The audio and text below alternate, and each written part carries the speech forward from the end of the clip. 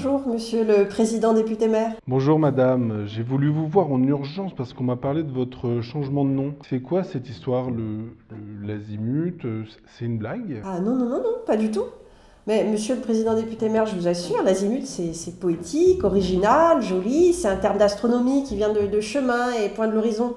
Ça dit toutes nos ambitions, proposer des chemins de rencontre, ouvrir les horizons de l'imaginaire, mais c'est une mesure aussi pour se repérer par rapport aux astres. Le mot renvoie à la poésie de la cartographie céleste, mais aussi à la découverte du territoire. Le théâtre comme un point de repère dans la vie du territoire. Et avec ses deux premières lettres, A à Z, il fait le tour de l'alphabet et renvoie notre projet à 360 degrés. Pluridisciplinaire, multisite, on défend l'art et la culture de A à Z.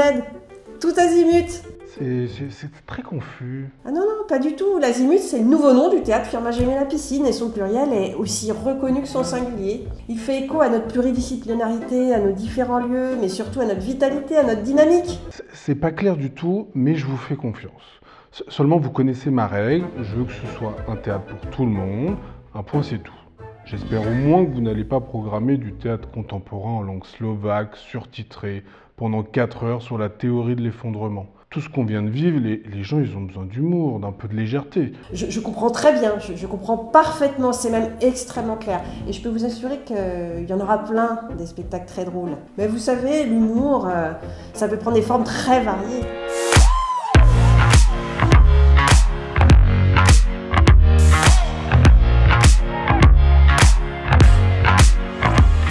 Bien sûr, des vedettes, des gens connus, des gens célèbres, des vues à la télé, que tout le monde voudra voir. Ben nous, on a Verino dans la saison. Vous imaginez?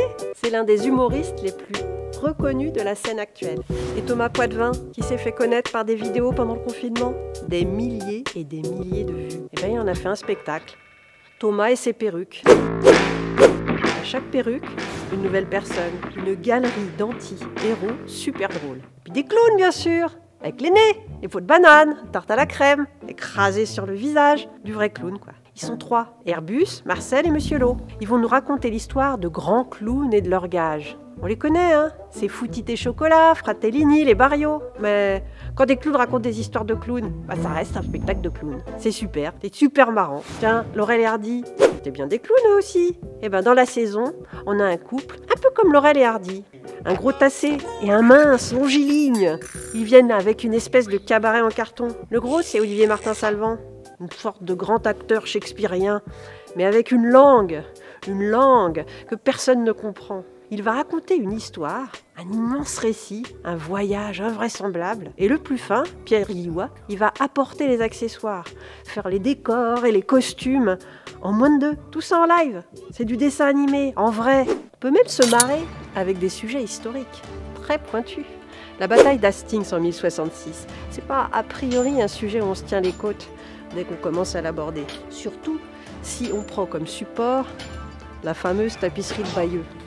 Eh ben, détrompez-vous, avec le Bob Théâtre et son génial Denis Attimon, vous allez en découvrir une version bien particulière. La haine anglo-française sous forme de jeux télévisés. Ces artistes, ils savent comme personne d'autre s'amuser avec le théâtre. Les objets, la marionnette, c'est complètement loufoque. C'est décalé, c'est ravageur. Au fond, se marrer, c'est rentrer dans le monde d'un artiste, dans son délire personnel.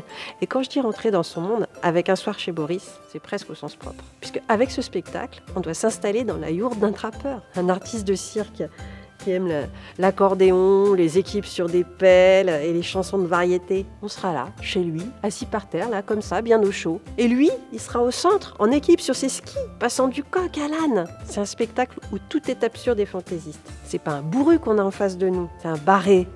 Et c'est trop beau.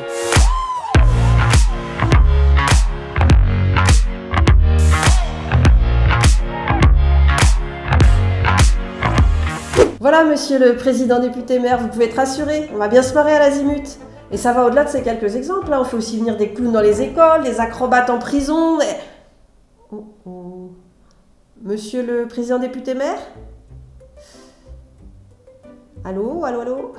Ah, il bouge plus. Ah bon, ça a planté.